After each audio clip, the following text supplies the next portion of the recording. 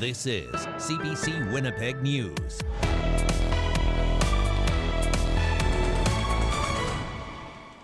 Good evening. Thanks for joining us. The man acquitted in the death of 15-year-old Tina Fontaine has died. Her great-aunt says she found out from Winnipeg police Friday. She says the news has opened up old wounds and left the family with unanswered questions. CBC's Cameron McLean reports. When a jury acquitted Raymond Cormier of second-degree murder in the death of Tina Fontaine, the grief and anger came immediately. We did what we could to bring justice for my baby girl. Great-aunt Thelma Favel raised Fontaine for part of her life. She says with Cormier dead, she may never learn the truth about what happened. He took the truth with him, because I know he did it. I don't know, I just have that feeling in me that he was the one responsible for Tina's death. Fontaine went missing in July 2014. The 15-year-old's body was found wrapped in plastic and a duvet cover in the Red River on August 17th. Police arrested 53-year-old Raymond Cormier, but after a trial that lasted nearly 3 weeks, a jury acquitted him. The verdict shocked supporters. We've all failed her. Cormier always maintained he had nothing to do with Fontaine's death. He admitted he knew her and gave her drugs. But Favel says she remains convinced he was guilty and says she received a letter from Cormier's sister about 2 years ago. She only read part of it and gave it to the RCMP. She said that her brother was guilty because he told her that he did it. Advocate Sheila North says Fontaine's death galvanized calls for a national inquiry into missing and murdered Indigenous women and girls. And also for other officials to look at what the child welfare system was doing and failing, and how it was failing. Favel wants that impact to be her niece's lasting legacy. When she was murdered, everything just exploded, because there were so many murdered and missing and murdered women. But nobody really paid attention. I don't know why it had to take Tina's death to get that going. There are few details about Cormier's death. APTN reported his body was found in Kenora. Ontario Provincial Police say they don't comment on non-criminal deaths. Manitoba RCMP wouldn't comment on Cormier's sister's letter. Winnipeg Police also declined to comment. Cameron McLean, CBC News, Winnipeg.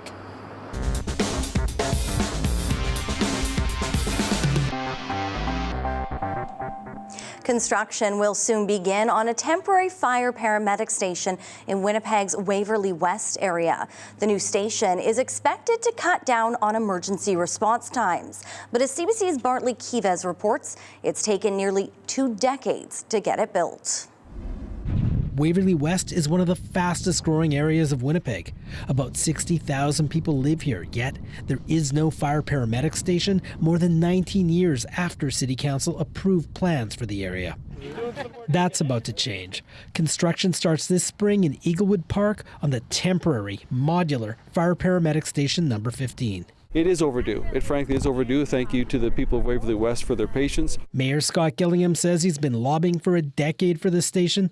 It comes with a price tag of almost $7 million and can be moved to another area of need after a permanent Waverley West station is built. There is a plan for a permanent fire paramedic station in Waverley West. It'll go right here in this field next to the future home of the South Winnipeg Recreation Campus. That project is also behind schedule. It's also over budget. Waverley West Councillor Janice Luke says this is partly because of a long-standing problem. She says the city doesn't get its fair share of tax dollars. We cannot build in certain areas of the city because we don't have sewer capacity. Luke says Winnipeg is having trouble building roads, sewers, and other amenities for new residents and wants more help from the federal and provincial governments. We have to do a better job of being partners. We need change. We need to change the model. Luke said this right next to Manitoba Premier Wab Kinew. He made a promise in his first budget to change the municipal funding model. How it changes remains to be seen. We have an excellent working relationship with Mayor Gillingham, and we'll just take it from there. The mayor said Luke's didn't say anything he hasn't said before. She just happened to say it at an event politicians tried to portray as good news.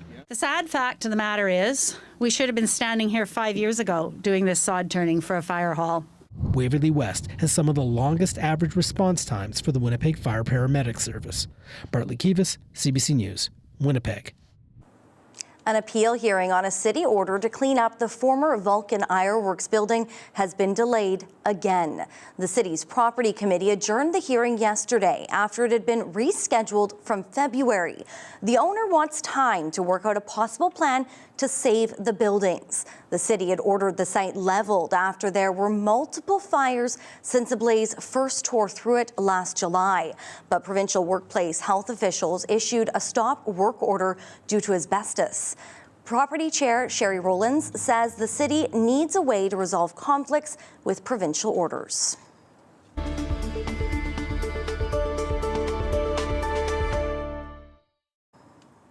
Right now in Manitoba, growing recreational cannabis in your home is illegal, but maybe not for much longer. For more, we're joined by the CBC's Ian Fraze live in our newsroom. Ian, what's going on with the ban on growing recreational cannabis?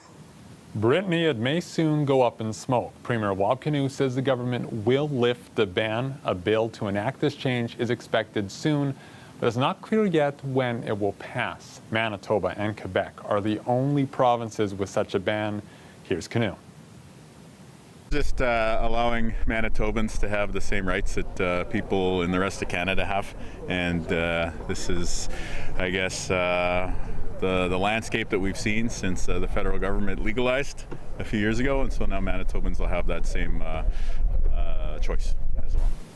This move is expected to squash a court case against the province. Jesse Lavoie has been challenging a court's ruling upholding the ban. He says he'll drop his appeal if the ban is lifted. So, Ian, in other news today, the government is promising more spinal surgeries will be performed here in our province. How will the NDP do that? They're going to spend $12 million to boost surgical capacity. Starting in May, that's 50% more spinal surgeries being performed. Part of that is a new clinic at the Health Sciences Centre, putting surgeons and the spinal assessment clinic into the same area of the hospital. Dr. Ed Bouchel says these changes will save time. The spin-off benefit to better care is better flow. Pulling people out of the emergency rooms, less wait to be seen in all of the other areas of these hospitals that are overflowing with patients right now. And finally, Ian, I understand the NDP took some shots in question period at a survey the PC sent to their members. That's right, Brittany. The survey acknowledges the PCs may have strayed from their values during the election campaign. Now, you may recall the Tories were widely condemned for ads that promoted their refusal to search a landfill for the remains of First Nations women. Given that, this statement from the PCs in their survey isn't surprising. Well-known Tories have apologized or expressed regret around the election campaign, including current interim leader Wayne Owasco and former leader Heather Stephenson. Brittany. Thanks so much. That's Ian Fraze live in our newsroom. A Manitoba First Nation is taking the province to court to stop timber harvesting at Duck Mountain Provincial Park. Minnegoshawee Anishinaabe, also known as Pine Creek First Nation, filed a notice of application earlier this month. It asked the courts to end the province's agreement with Louisiana Pacific Canada Limited until it provides its treaty obligations. Louisiana Pacific has held logging rights in the area since 1994. The First Nation says logging in and around the park threatens the moose population and wetlands. This comes after the province quietly extended its agreement with the company in March for 3 months. A spokesperson for the Natural Resources Minister, Jamie Moses, says the deal was extended to save jobs and give them time to work with the surrounding First Nations.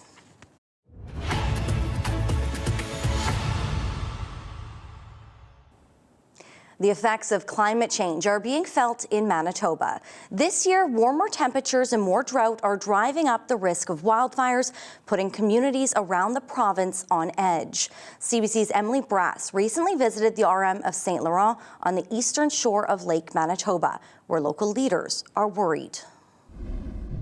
A huge chunk of marshland is charred after a wildfire spread roughly 11 kilometers through the Twin Lakes beach area of St. Laurent. It took firefighters close to 12 hours to bring it under control, with flames burning just 150 meters from houses. A big wildfire so soon in the spring is stoking firefighters' fears of global warming. Well, the climate change it's hitting us already, and it's probably only going to get worse based on what we're hearing. Fire Chief Chad Malfate says wildfires are tough to control in the rural municipality with its vast pasture and brushlands, since there aren't many roads to make fire breaks. So if you look at this here, it's like we got 15 feet between fuel sources, and if there's any amount of wind, it's nothing for a fire to jump that. Flames jumping the road is a huge concern in the densely populated Twin Lakes beach neighborhood, where shoreline winds can be fierce. So that would be a really hard one for us to stop it if we got a fire in the structures here.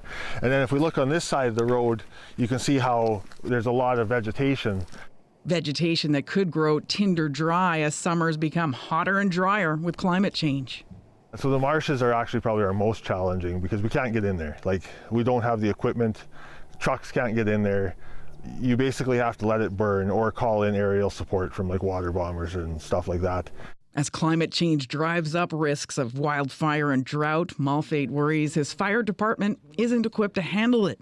It desperately needs a new fire engine and more volunteers.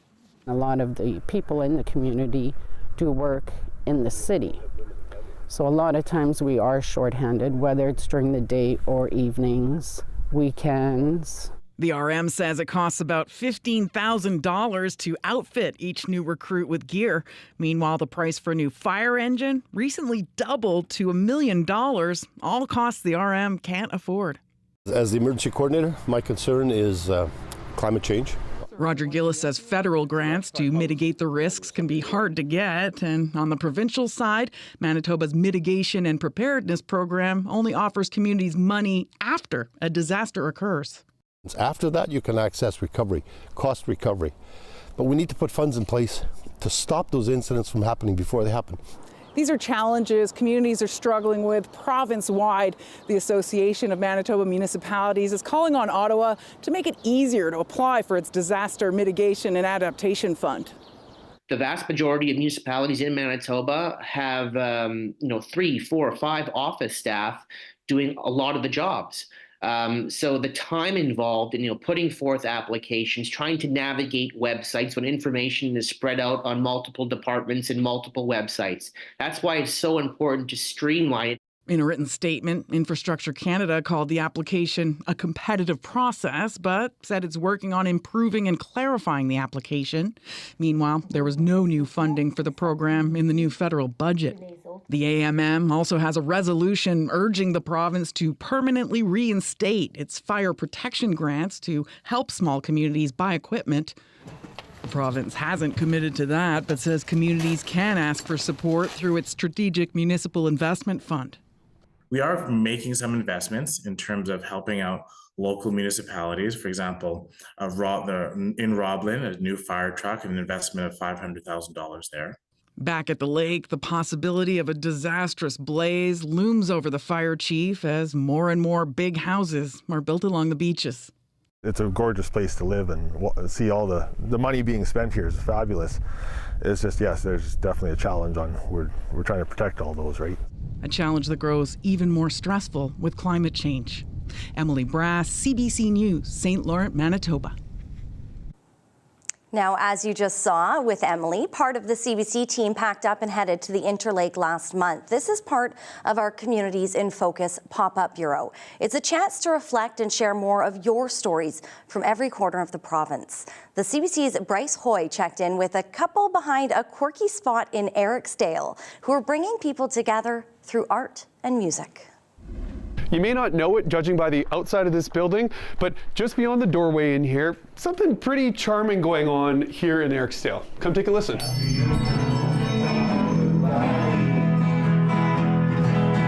It's open mic night at Derek McCandless and Don Mills' music shop and custom framing store in Eriksdale.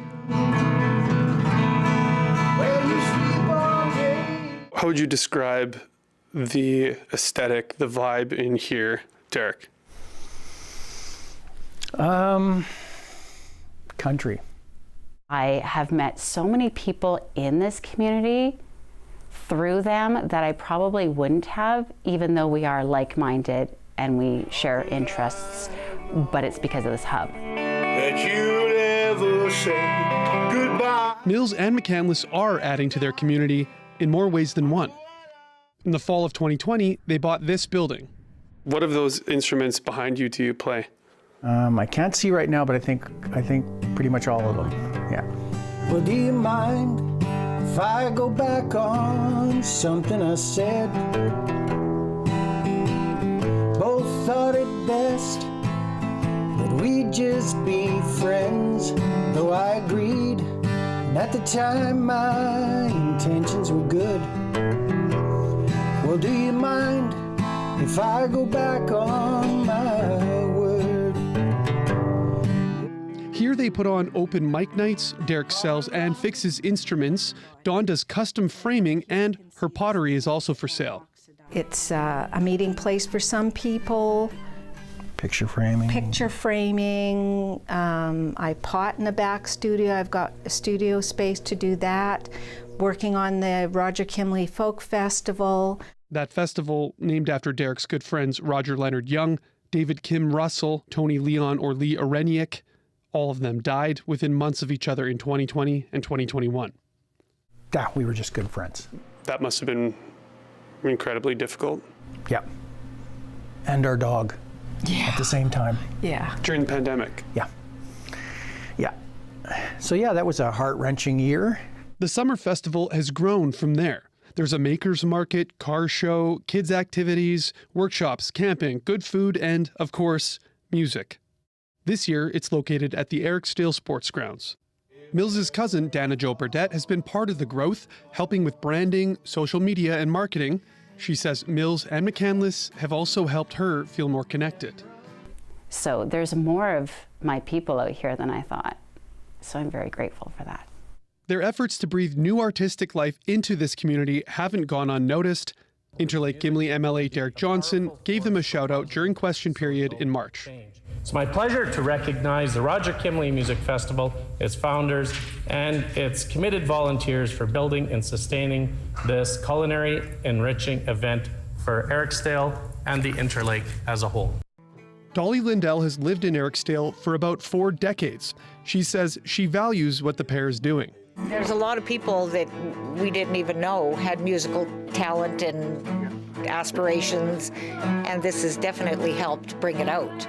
It's just being part of the community, and this is our part of the community. So music is more of just finally, I think, it's that gift that I was given that needs to be shared. And I don't think I could live without sharing it or without having it, so.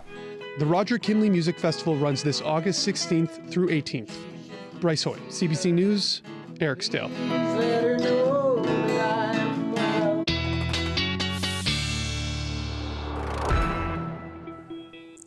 CBC weather specialist Riley Laychuk joins me at the news desk now. And Riley, the sun is shining. It was a beautiful day to get outside, albeit a little chilly at some points this morning. A little bit chilly, but we're looking at warmer temperatures and a southerly flow kind of turning the page here and bringing us back to closer to that 20-degree mark. Oh my goodness. In the coming days. Yes, right now in Winnipeg, we're at 9 degrees at the airport. A sunny sky. We have seen the winds lightening up through the day. Yes, a bit of a breezing morning, but yeah, winds have started to lighten up a bit, and that will continue as we get into the evening hours. Tonight, we have a rising pressure right now as we see a ridge of high pressure building into the province, and yes, that will lead to some warmer temperatures and a more southerly flow here in Manitoba. So looking at temperatures through the evening hours tonight, yes, we are looking at things cooling off a little bit, even by about the 8 o'clock hour, -5s for both Gimli and Victoria Beach, -10 in Barons River, and -11 in Churchill. And by the time we get to 11, 12 o'clock tonight, we're looking at temperatures sinking closer to the freezing mark again overnight tonight through southern Manitoba. So yes, another chilly night ahead, but the trade-off is we get sunnier conditions and warmer temperatures tomorrow. Not a lot to see on satellite radar. Sunny skies across Manitoba and, in fact, really right across most of Saskatchewan and Alberta, save for a little bit of instability along the Alberta-Saskatchewan border. But by and large, yes, a ridge of high pressure really clearing our skies out for the day today, and that's going to continue as we get into the day on Wednesday. So looking ahead here as we get into the day Wednesday, we start mainly sunny, a little bit of passing cloud, could see a few snowflakes first thing in the morning along the Hudson Bay coast, even as far south as Thompson. Otherwise, we are looking at, yes, predominantly sunny day tomorrow. As we get into Thursday, a little bit of cloud starts to build in, some instability in northern Manitoba. This ahead of our next weather maker, which is poised to bring us a little bit of precipitation as we get into Friday. So first thing Friday morning, a band of showers, at least according to Futurecast, moves through. But the main event kind of hangs on here as we get into later Friday and into Saturday. Still a little bit early out for this, but for southern Manitoba at least, up to Friday early morning, we're looking at about a trace to maybe a couple millimeters of rain through southern Manitoba. The north gets that shot of rain first as we get through Thursday night into Friday. And yes, we're looking at a general, 5 millimeters or so across much of northern Manitoba. So looking at tonight's forecast, south winds at 10. So we're looking at winds really dropping off as we get through the evening hours tonight. Down to -1 with a clear sky, a sunny start to the morning tomorrow. +4 first thing in the morning and up to 19 tomorrow afternoon. Above seasonal for this time of the year with those south winds at 15. Winds will pick up a little bit as we get into the weekend. 22 for Thursday, south winds to 50. Showers move in through Friday, Saturday, northeast winds gusting to 60 as we head through Saturday. In Brittany, we're looking at 13 degrees as we head into Sunday. And temperatures into next week even staying at or above that seasonal mark. And I'll have more on that coming up a little later in the show. Riley, those are some nice looking temperatures. Thanks so much. You're welcome.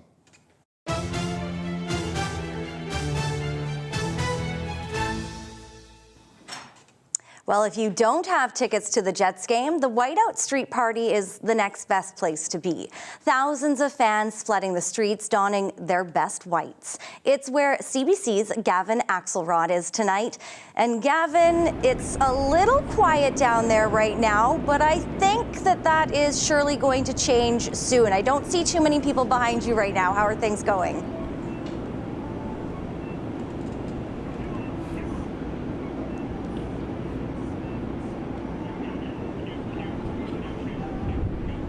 That's right, Brittany. It's going to be a packed night here at the Whiteout Party. We were here Sunday and fans were standing shoulder to shoulder. It was a great time. Lots of cheers, lots of movement. Behind me, people are lined up down there. There's also one of the big screens behind me.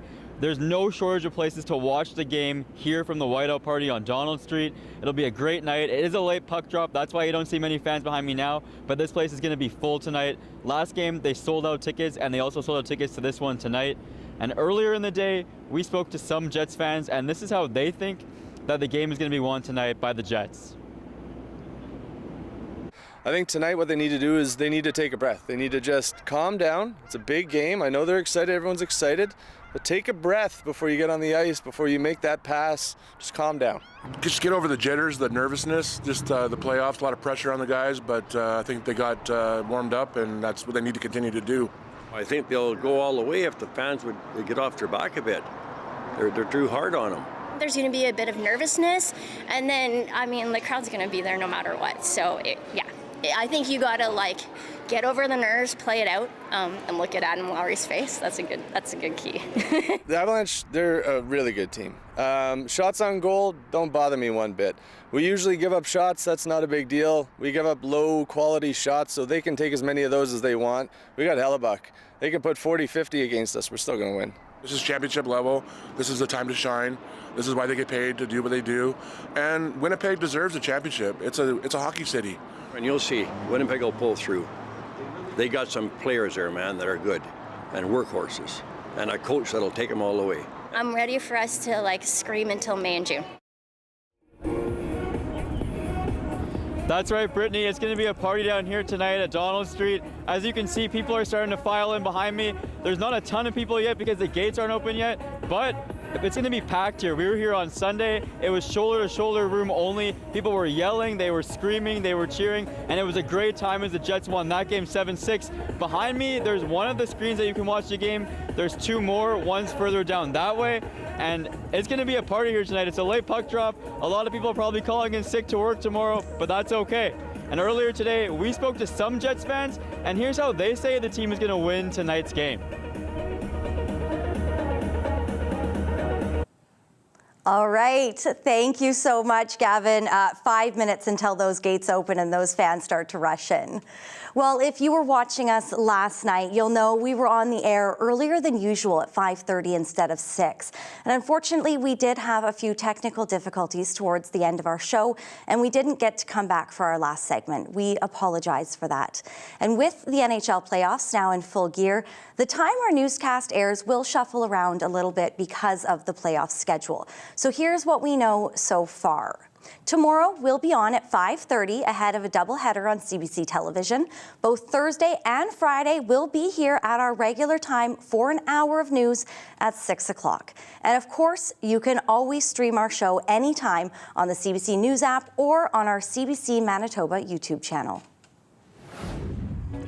Switching gears, a police investigation is now underway looking into possible hate speech at a pro-Palestinian rally held in Ottawa over the weekend. Volatile college protests against the Israel-Hamas war have also spread across the U.S. We'll have more on those stories after the break.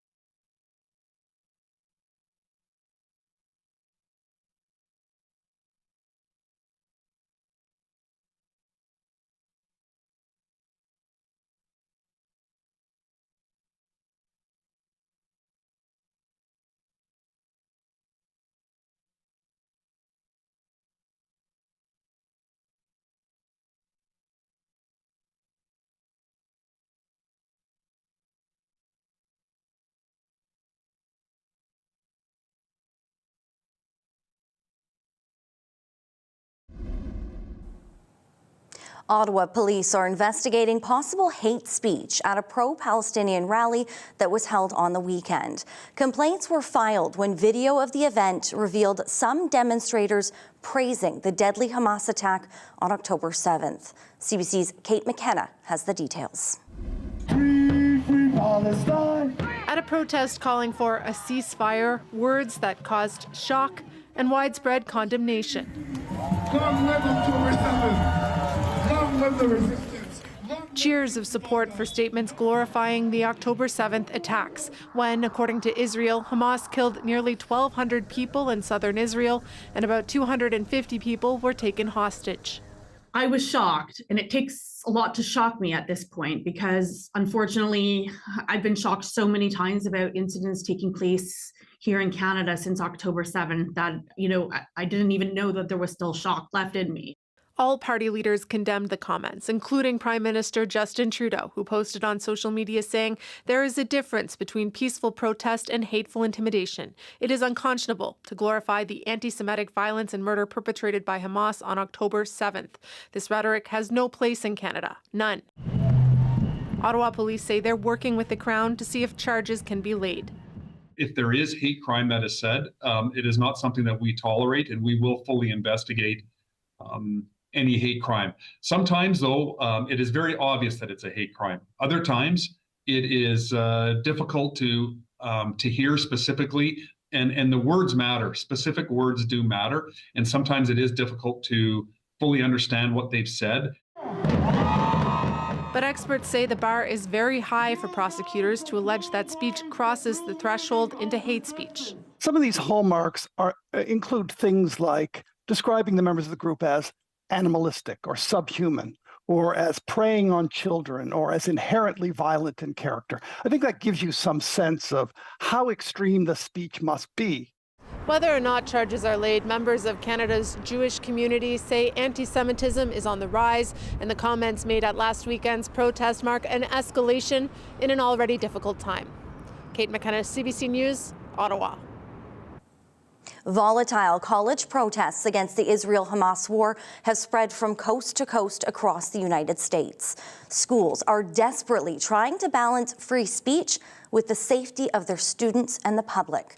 CBC's Cameron McIntosh reports. At New York University, police moved in overnight, arresting more than 100 pro-Palestinian demonstrators. Amid calls for intifada, an uprising against occupation, and anti-police chants. One of several campus demonstrations spreading across the U.S. Free, free, free Palestine! In support of a larger demonstration at New York's Columbia University, where demonstrators insist they're protesting their school's financial and academic ties to the Israeli government. We're fighting for the lives of people. We're fighting against the complicity of our own university. Last week, about 100 Columbia demonstrators were arrested. Jewish faculty and students are complaining about intimidation and threats. They've just decided it's their mission to come here and generally harass Jewish students. Trying to balance calls for free speech and safety, Columbia's president is being roundly criticized on all sides. Meanwhile, protests have spread to other campuses, including Yale, which also saw arrests, Michigan, Berkeley, and California State Polytech. It's making a lot of politicians, Democrat and Republican, nervous. The president calling for cooler heads. I condemn the anti-Semitic protests. I also condemn those who don't understand what's going on with the Palestinians. For many schools, including Columbia, this week marks the end of the semester, and hope the debate, demonstrations, and division move on to somewhere else. Cameron McIntosh, CBC News, Winnipeg. 5 people have died, including a child, while trying to cross from France to Britain in a boat packed with migrants. The tragedy happened just hours after the British government approved a bill that aims to deter future crossings. Once signed into law, it would allow Britain to deport asylum seekers to Rwanda. Briar Stewart reports from London. More than 100, I'd say, migrants. The chaotic, turbulent moments before an inflatable boat crammed with 112 migrants was launched off the coast of France. So they're letting off firecrackers A BBC crew reported as smugglers waved sticks and police stayed back.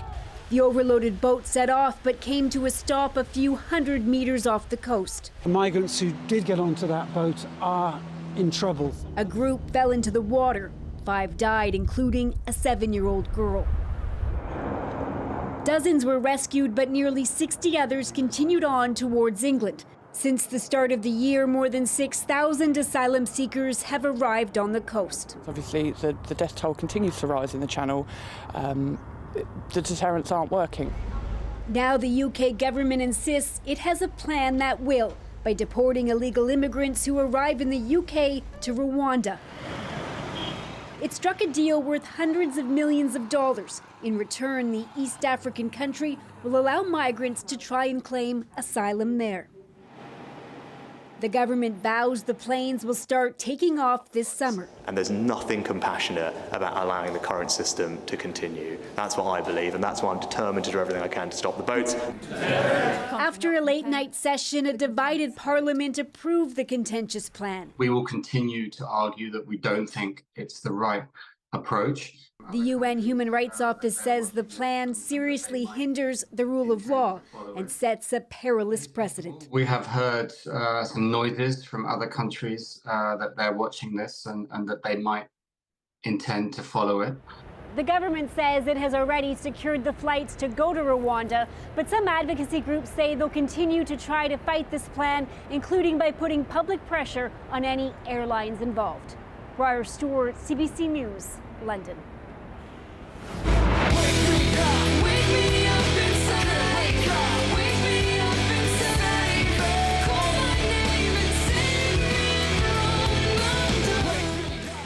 Evanescence is coming to Winnipeg this fall. Fans can see the Grammy Award-winning rock band on October 22nd at Canada Life Centre. Tickets go on sale this Friday.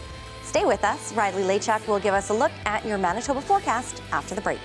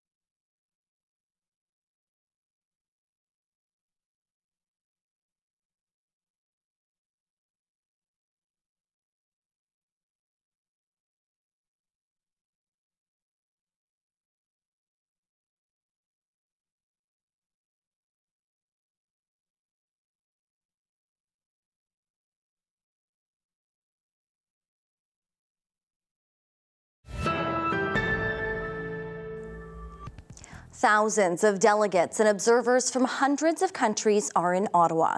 They're working on a historic UN treaty to curb global plastic waste, with the goal of ending plastic pollution by 2040. CBC's Susan Ormiston has the latest.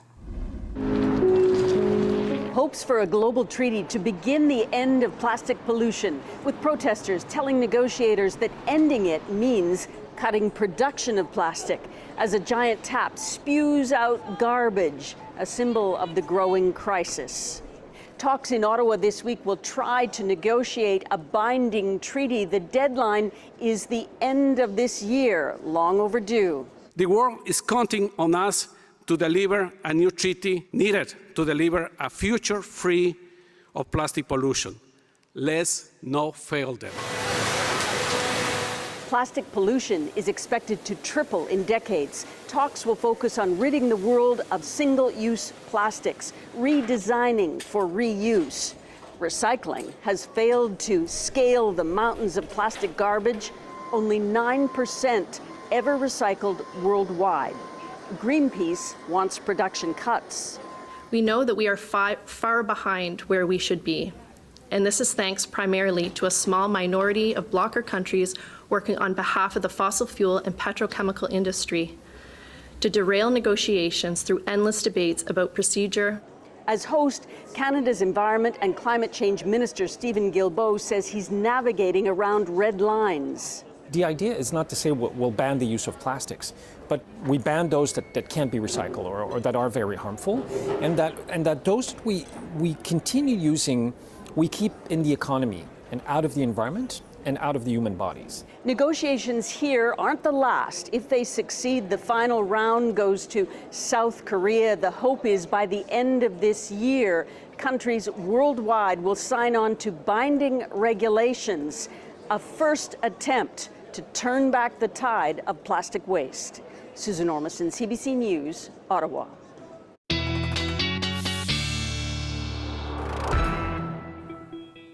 Riley Lachuk is back now. And Riley, it is time for what I know many people pay the most attention to our newscast is what do they need to wear when they get up to take pup out in the morning? You know, we're looking at a couple of chilly mornings yet for the next few days at least, Brittany.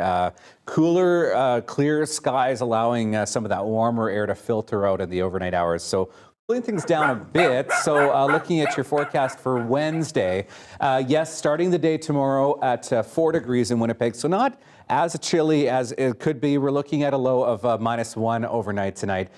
7 by 10 o'clock in the morning, 19 with a mainly sunny sky by the time we reach 4 o'clock. This is a picture of Lucky, courtesy of Jim. Thank you for sending that in, Jim. And I'd love to see your animal photos at talkback@cbc.ca. Look at current temperatures around the region right now. Did get up to 9 at the airport. That was my high for today. 11 right now in Morris, 7 in Gimli, 2 at the moment in Victoria Beach, 13 in Roblin, 14 in Melita at the moment, and a little bit cooler to the north and to the east. 5 in Red Lake right now, and 1 degree in Barons River. 7s for both Flin Flon and the Pas, 1 in Thompson, and some cooler air along that Hudson Bay coast. Temperatures right now at -8 in Churchill and -2 in Gillam. So tonight, yes, we're looking at a mainly clear sky, really province-wide tonight, save for a few clouds here and there. But yes, we're looking at temperatures down to the freezing mark or just above for parts of Westman. The Riding Mountain region looking at a low of -1, as are both Portage and Winnipeg, -3s for both Victoria Beach and Gimli, as well as in Peguis overnight tonight. And for looking at the northern part of the province, a little bit on the cooler side, but still close to the freezing mark for most of northwestern Manitoba. Slim chance we could see some overnight flurries, a few snowflakes here and there for the Lynn Lake region. Otherwise, we're looking at mainly cloudy skies for the Hudson Bay coast, -15 overnight tonight in Churchill. Mainly sunny tomorrow. We're looking at some passing clouds departing as we head through the day. So by the time we reach the afternoon hours, 15 degrees in the Pas, 8 in Thompson, -9 in Churchill for the afternoon high tomorrow. And by the time we start the day in the south tomorrow. Temperatures around the freezing mark, 2s through the southwestern corner of the province, at or below the freezing mark through the Red River Valley. And as we get toward the lunch hour, we're looking at 13 and 14 degrees. Yes, a mainly sunny sky. Temperatures almost at that 20-degree mark through Brandon, Verdon, and Melita. High tomorrow in Winnipeg, 19, and just above the 10-degree mark into northwestern Ontario. Brittany. Thank you so much, Riley. You're welcome.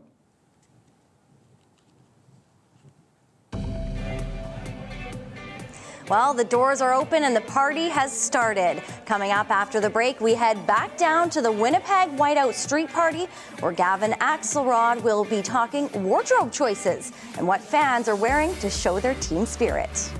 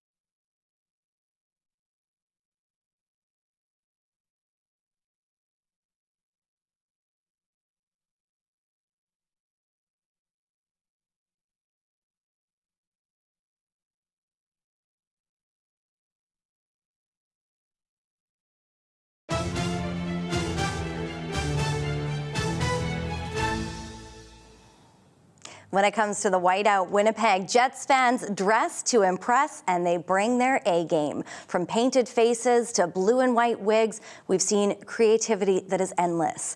Others have spent the last few days rushing to the Jets gear store to make sure they're stocked up to keep that whiteout tradition alive. CBC's Gavin Axelrod is amid the fans who are making their way into the street party. And Gavin, what have you seen so far? Well, Brittany, I can tell you there sure is a whole lot of white here. People are covered from head to toe in white. And to tell us more about some of that gear, we're here with Rishi Chandar. He's the manager of merchandising for True North. Rishi, tell us a little bit about how fast some of this white gear is flying off the shelves here. Lots of variety of different items that are flying off the shelves here at Jets Gear. Everything from our official WPG whiteout apparel, hoodies, t-shirts, long sleeves, to headwear of white, different styles, including bucket caps that we got, and lots of jerseys too. Yeah, I do love me a good bucket hat. What about jerseys? Who are the most popular players you're seeing fly off the shelves right now? All season long and leading into the playoffs, it's been Adam Lowry, Josh Morrissey, Mark Scheifele, Connor Hellebuck, and Nikolai Ehlers as well. So tell me a bit about the store too. Like, how packed has it been the past few days? Well, the atmosphere in our stores has been phenomenal. It's been busy all day from when we open to close here at Canada Life Centre, but including also our 3 mall locations at St. Vital Mall, Kildonan Place, and Polo Park.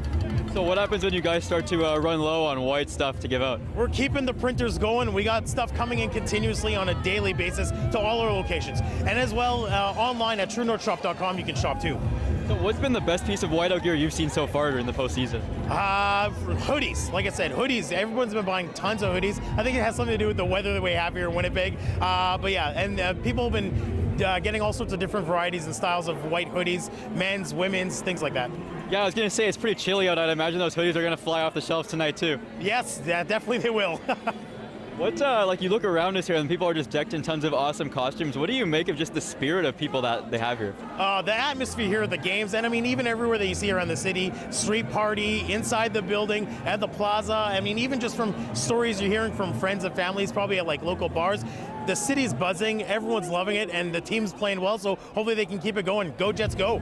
Yeah, we were here on Sunday night and it was just awesome. The atmosphere, people were packed shoulder to shoulder, lots of cheering and stuff. What did you make of just the overall game that the Jets played that night? Great game, tons of fun, entertaining, excitement for everybody. And then just to leave it off here, as the playoffs roll on, how much more whiteout gear do you hope will fly off the shelves here? We're hoping it's going to continue straight to late into the spring and summer as well too. So, well, there you have it, Brittany. We'll send it back to you now, and we'll see if the Jets can take another win here tonight at Canada Life Centre. Gavin, hopefully we'll be switching from those hoodies to those tank top sales well into June. Thanks so much.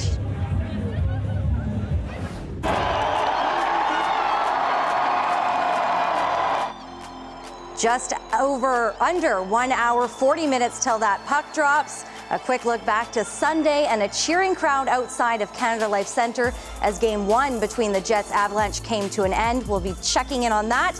Gearing up for Game 2, Riley is back with your last check on the forecast after the break.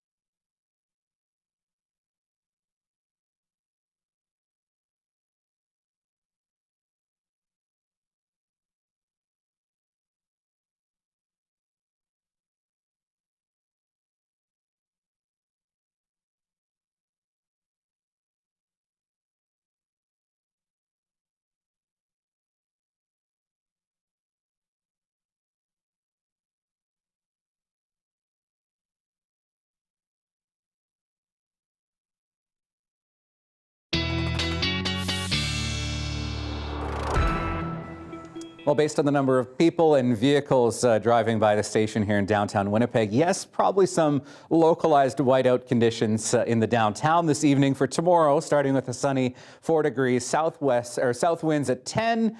Winds a lot lighter tomorrow than they were today, heading to a high of 19 for your Wednesday afternoon. Normal high for this time of the year is 14 degrees. We're looking at 22 for Thursday. Cloud starts to build in. The wind returns for Thursday as well. Then we start to see some showers pushing through Friday into Saturday, knocking our temperature down a bit through Saturday to a high of 9 degrees.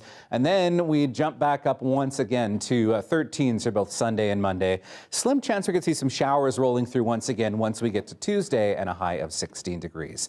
Well, they are on the verge, Brittany, of hitting a big milestone. And no, we're not talking about the Jets. This is a group of seniors at a retirement home in Halifax. They've gotten together every week for almost 20 years to knit blankets for the less fortunate. Have a look at tonight's Daily Lift.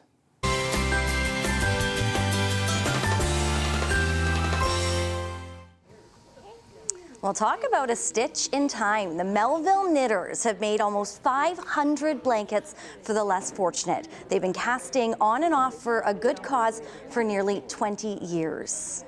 My grandmother taught me how to knit before I could walk. So I've been knitting as long as I can remember. But when I came here and I found the knitting group making the squares, that was fine. I joined right in. When I first came, they had started, and sometimes there's only about 5 or 6 of us. Now there's a big group there.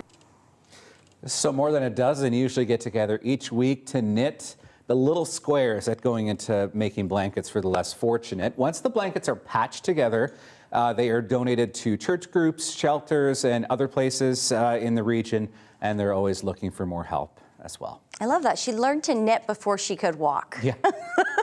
Sounds like muscle memory at this point. I know, it's incredible. Well, I'm going to change out of my cream and put on my whites for tonight. Sounds so good. We're going to get ready for the whiteout. And just a reminder to all of you, we are going to be on at 5:30 tomorrow night because of those playoff games. Yes. And don't forget puck drop, of course, between Game 2, the Jets and the Avalanche, right here on CBC Television tonight at 8:30. We are just 90 minutes away. Look at that crowd. Look at those outfits. Have an incredible night. We'll see you back here tomorrow.